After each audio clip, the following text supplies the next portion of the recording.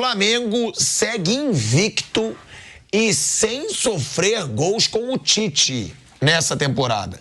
Flamengo sofreu só um gol na temporada inteira, que foi com o time todo de garotos e sem o Tite no banco. Com o Tite no banco de reservas, o Flamengo tá invicto. São, vamos lá, 10 jogos, 7 vitórias, 3 empates e nenhuma derrota. 80% de aproveitamento, 20 gols marcados. Esse gol sofrido não dá para contar, porque não foi com o Tite. Agora, melhor defesa entre os times da Série A. Venceu 5 jogos seguidos pela primeira vez desde agosto de 2022. E o Tite não estava comandando, como a gente disse, quando o Flamengo sofreu esse gol. Muita gente diz, contém a euforia porque é só o Campeonato Carioca. Claro, em termos eu concordo, mas a gente tem que apontar que o Flamengo jogou todos os clássicos já. Jogou contra Botafogo, Vasco e o Fluminense, que estava com o time misto, não estava com o time reserva, não. Muitos titulares estavam jogando e é o atual campeão da Libertadores.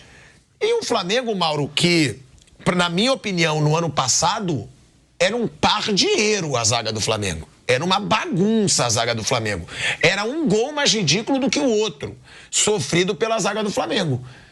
O que esperar desse Flamengo pelo que você vem vendo do Tite? E outra, você acha exagero ou acha pertinente a comparação com o Jorge Jesus? Porque ele já tem um aproveitamento superior ao do Jorge Jesus no começo de trabalho. Comparação... É isso, mas Jorge Jesus chegou com Libertadores, Copa do Brasil e Brasileiro. Claro, não dá para comparar. O Jorge Jesus chegou e pegou as competições mais difíceis. Acho até que o próprio Tite jamais faria essa comparação, porque ele sabe muito bem que há uma diferença muito grande entre os desafios que aparecem para ele e que apareceram para o português quando chegou ao Flamengo em 2019. A única coisa que tem próxima aí são os números, mas em cenários muito diferentes. O que pode se esperar é o que já está acontecendo. O time é um time seguro, toma poucos gols, né? Na verdade, nem tomou gol, na verdade, como você frisou, o gol único que o Flamengo sofreu no campeonato foi do time sub-23. O Tite estava lá nos Estados Unidos, né? Então o time não toma gol e o time está melhorando. Se você for observar contra o Vasco, teve 2 oportunidades que o Léo Pereira salvou quase em cima da linha. Aí contra o Botafogo, teve chance com o Tisquinho e teve chance com o Júnior Santos, de dentro da área. O Fluminense não teve chance. Foram 2 chutes, um do Ares, com cobrança de falta, não é chance criada, assim, trabalhada, é uma falta, né? O goleiro defendeu. E no segundo tempo, o chute do Alexander, que o Rossi também defendeu em 2 tempos, que não foram, assim, claríssimas chances de gol. O Fluminense, o Cano não conseguiu ter uma oportunidade do jogo. O Cano nem foi visto no jogo. Entrou o Joe Kennedy e não aconteceu nada. Então, esse time do Flamengo já é um time que demonstra que, assim, dá poucas oportunidades aos adversários. Vinha apresentando aquele velho problema das muitas chances criadas e perdidas nos jogos contra os pequenos. Mas no domingo até não criou tanto, mas foi efetivo, né? Quando criou, aproveitou, venceu o jogo jogando melhor. Havia uma pressão, obviamente, maior em cima do Flamengo. O Fluminense está preocupado com a Recopa. O Fluminense tem títulos conquistados, ou seja, está no momento bom. O Flamengo que está, os jogadores do Flamengo que estão sob cobrança. Eles é que têm a obrigação de apresentar alguma coisa. Porque o Tite chegou no final do ano, o De La Cruz é novo no clube, o Vinha está chegando agora, mas os outros não. Todos participaram dessa pataquada que foi a temporada passada. Eles estavam em campo. Foram eles que tomaram de 4-0, 3-0, 4-1, né? Maringá, empate com o Nublense, derrota para o Alcas. Foi com esse pessoal, esses jogadores aí. E alguns que foram embora. Então, eles devem.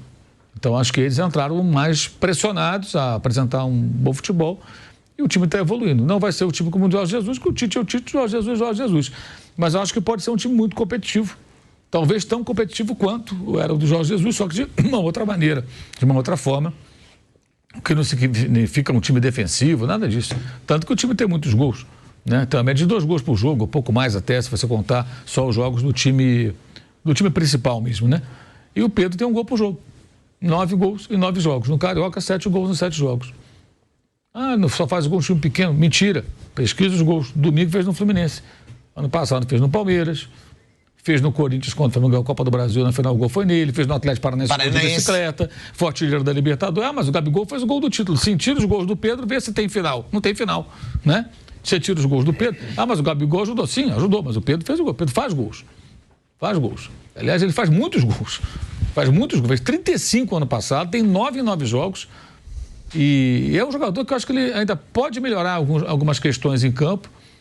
E me parece que ele agora está bem. Ano passado estava com aquele mimimi, reserva, está insatisfeito. Alguém teve o soco também. Fora a questão do soco, ele se recusou. O soco, antes do soco, tem um erro dele também. Que ele teria se recusado a continuar o aquecimento. O que gerou a reação indesculpável e injustificável do Pablo, que o agrediu, correto? O preparador do Sampaoli. Mas ele cometeu esse erro. Depois não se apresentou no dia, não deu satisfação, podia ter ligado, olha, eu estou muito chateado, tomei um soco na cara, porra, não estou legal, vou ficar hoje aqui, tudo bem. Ele não aparece, o Flamengo até o puniu, né? Enfim, ele teve umas escorregadas, mas me parece que agora ele está bem melhor. Não só porque vai ter filho e tal, vai ter gêmeos. Gêmeos agora. A mulher está grávida e tal, está feliz da vida.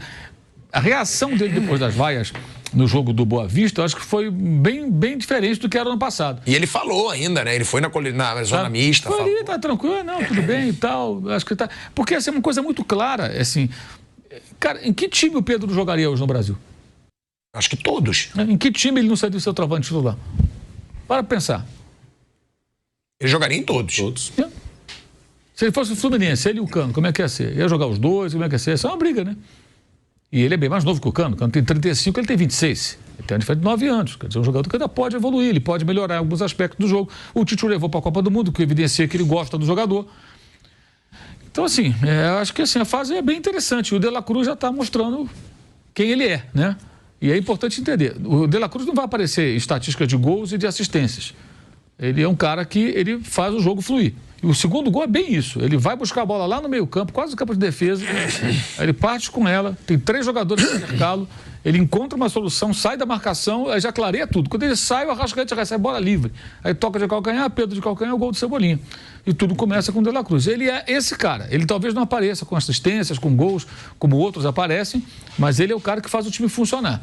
E ele jogando mais solto ali sem o Gerson, ele já está se encontrando. É isso que eu ia falar, Mauro. O Gerson perde a vaga?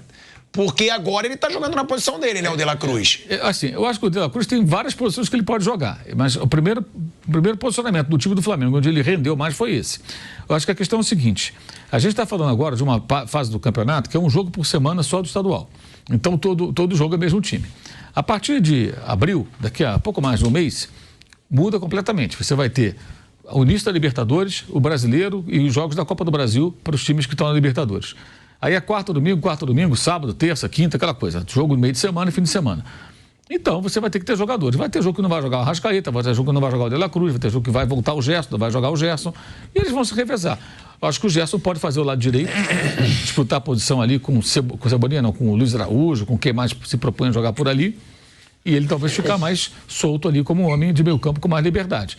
Eu acho que a tendência, imagina, é o Tite não mais amarrá-lo é força de expressão, tá? A ponta, a margem do campo. Porque está vendo que ele rende ali. E o Gerson talvez encontrar outro posicionamento. E, eventualmente, não vai jogar o Arrascaeta. Vai ter um jogo que o Arrascaeta vai ser preservado. Pode jogar o Gerson, o De La Cruz e o Pulga. Pode ser um tripé de meio campo também. O Gerson pode jogar mais à frente. O Gerson pode fazer outras funções. Ele e o Gerson são caras versáteis. E eu vejo assim, é um começo de entendimento desses jogadores. Eles dois e os demais. Que pode significar algo muito interessante à medida que esses caras se entrosem. E eu discordo de quem vinha dizendo que o Gerson veio jogando mal. O Gerson fez no ano passado várias partidas ruins, às vezes até bem indolentes, mas eu acho que esse ano está diferente. Eu tenho visto, vinha vendo até ele se afastar por uma questão de saúde, vai fazer uma cirurgia, inclusive, né? Ficar 2 meses fora, problema renal. Infecção urinária, né? Eu vi o Gerson mais participativo, desarmando mais, participando mais do jogo, ao contrário do que apareceu em jogos do ano passado. Então... Qual seria o time titular hoje, Mauro? Hoje é o que jogou domingo. Então o Gerson... Não. O Gerson voltando. Porque eu vejo um Gerson aí perdendo espaço no time titularíssimo pro De La Cruz. Aí depende. Eu acho que no lado direito ali, no lado do Luiz Araújo, eu acho que tem espaço ali para uma discussão. Ele, o Gerson, ou até o Bruno Henrique entrando e o Cebolinha indo para a direita, como foi domingo. Domingo ele colocou o Cebolinha na direita e deixou o Bruno na esquerda. É outra possibilidade que ele tem. Eu acho que o lado do Luiz Araújo ali não o vejo como um titular intocável. Cebolinha acho que está firme, Pedro está firme, Luiz Araújo é aquele cara que sujeito a disputar a posição. Poderia entrar o Gerson ali no lugar dele. Pode entrar o Gerson, pode entrar até o Bruno Henrique na direita ou na esquerda com o Cebolinha indo para a direita, como foi no domingo, e fez o gol jogando pela direita, Cebolinha. Em outros jogos também ele foi deslocado para lá. Acho que o Tite ali já está fazendo meio que uma experiência de Se ele entender que o Cebolinha pode ser um ponta que atua dos dois lados, com bom desempenho, ele ganha ali um coringa bem interessante. Que aí ele pode ter o Bruno Henrique no habitat dele, que é o lado esquerdo, o Luiz Araújo e o Cebolinha ficar de um lado ou do outro. E até ter troca, movimentação e tudo mais, né? Então, assim, ainda é um período de testes.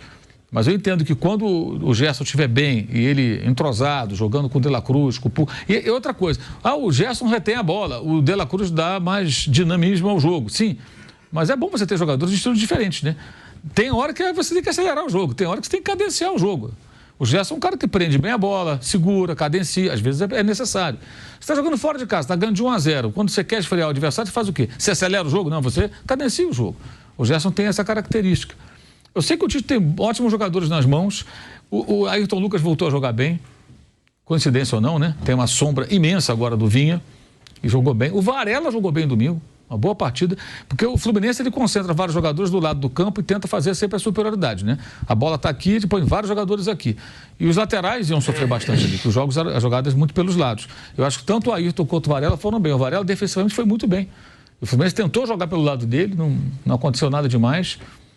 Então, acho que é uma questão de... É um processo. O time está em andamento. É a cara do Tite isso aí. É o time do Tite. É o time do Tite. O time que vai sofrer pouco e que deve crescer na criação de jogadas e o aproveitamento de jogadas ofensivas, acho que no decorrer da temporada. Parecido com o que aconteceu em 2015. Em 2015, com um elenco que não era tão farto e com seríssimos problemas financeiros no clube. De salário atrasado e tudo mais, e foi um time excelente, que ganhou o campeonato. É uma das melhores médias, né, de ponto da história do Brasileirão de pontos, é daquele Corinthians 2015. E agora está num lugar que não atrasa salário, recebe bons jogadores, vai receber gente no meio do ano, certamente vai ter mais contratações na janela de junho, deve receber mais um ou outro jogador. Quer dizer, uma situação... Pode chegar o Léo Ortiz ainda. Hoje tem o jogo do Bragantino, né? Então foi 0-0 lá com Águilas Douradas. Então, assim, se o Bragantino avançar, é um cenário. Se o Bragantino acontecer uma zebra, a gente não sabe o que vai rolar. Ele sai da Libertadores, né? Olá, torcedores flamenguistas. É com grande entusiasmo que trazemos as últimas novidades sobre a participação do Flamengo na Libertadores Sub-20. O Mengão está pronto para desbravar terras uruguaias em busca da glória continental. Fiquem ligados para conhecer a lista dos relacionados que prometem brilhar nos gramados sul-americanos. O Flamengo, empolgado com a iminente disputa da Libertadores Sub-20 no Uruguai, divulgou hoje a lista dos jogadores relacionados para a competição.